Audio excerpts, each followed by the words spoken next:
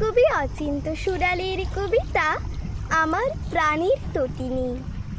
নদী বলল, আর তো আমার ভাল লাগে না বইতে, এমন চরম লাঞ্ছনা যে পারছি না আর সইতে।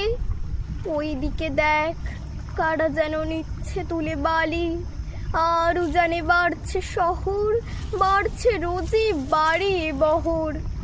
আমার বুকে আবর্জনা ফেলছে খালি খালি, এখান ওখান ইটের ভাটা, পাচ্ছি না পথ যায় না হাঁটা। কোথায় তবে কাশ ফোটাবো, দিনে দিনে হচ্ছি যেন নর্দমা বানালি।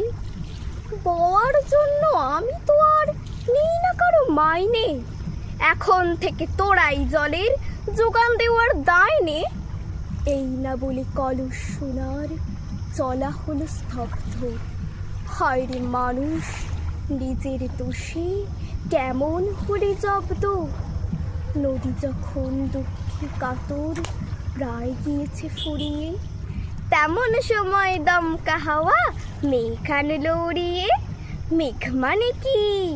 গ্রামের যত মেয়ে এবং ছেলে বই খাতা আর চৌকিট ফেলে নামলো নদীর খাতে। গাইতে কোদাল ময়লা ফেলার ঝুড়ি, যে যা পারে সবার হাতে হাতে। তাদের ছায়া যেই পড়েছে গায়ে, অমনি কি সুরসুরি।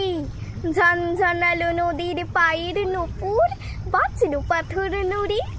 কলকলিয়ে বলল তখন আমার প্রাণীর তটিনী, মান করেছে সত্যি কথা, কিন্তু তেমন চটিনি। শুরু হলো সেই নদীটির নতুন করে চলা, আবার কবে স্তব্ধ হবে যাচ্ছে না তা বলা।